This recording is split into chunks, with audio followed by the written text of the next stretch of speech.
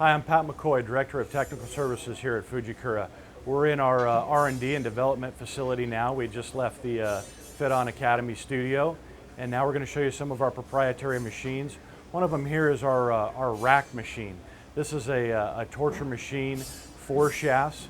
We can emulate blind bores or bore-throughs, and basically what we do with the machine is the shaft is deflected, and we can emulate that blind bore or bore-through head or whatever head we're working with for the future OEMs, and then show them exactly where that fatigue is happening in the shaft based on deflection while the shaft is rotating. Come on, let's take a look at some of our other machines that we're famous for. This is our shaft scan EI frequency analysis machine by Fujikura.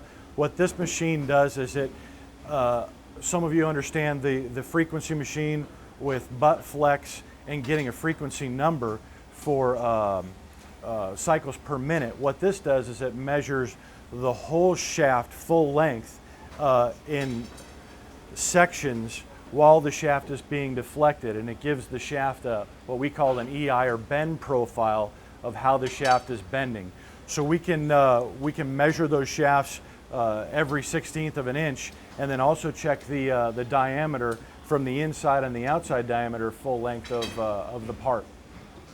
So what we have here is a proprietary design going on right now for one of our OEM customers.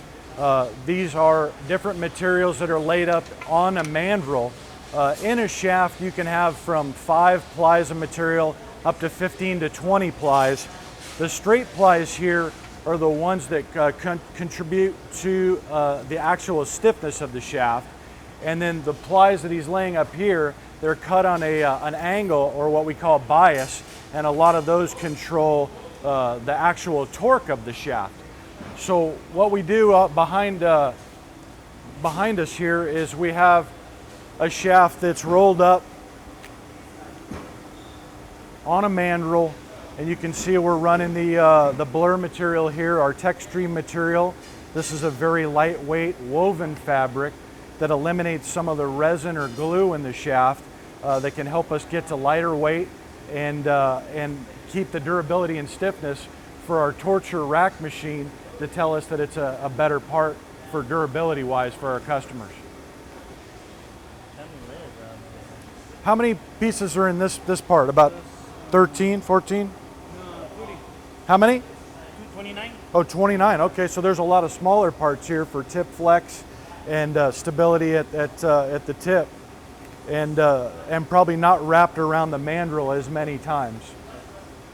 So once a shaft is finished on the mandrel, what we need to do is cello wrap it here behind us.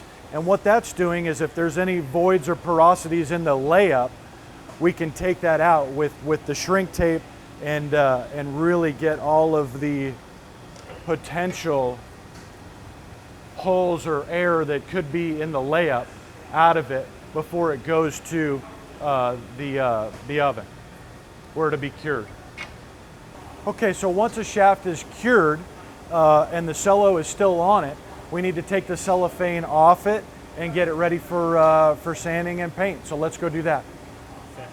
Okay, so what we have here is basically a washer and dryer for the shaft, getting ready for cosmetics, paint, and print. So the cellophane will then be sanded off here, washed, dried, and then it'll get sent to the paint department for those steps next. All right, so this is our paint and print department. We have a variety of different avenues to do graphics, one being our heat transfer logo here behind us. All right, so this is a heat transfer logo. This is a plastic that's basically shrunk on the shaft, and that's what this machine is behind us.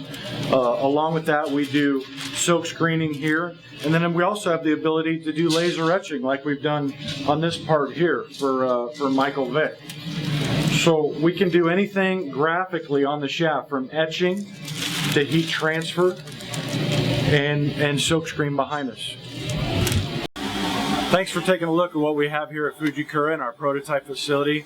This is not a manufacturing facility by any means. This is where all of our designs start with aftermarket and tour designs and prototypes for our OEM customers. Thanks for taking a look with us, and hope to see you soon.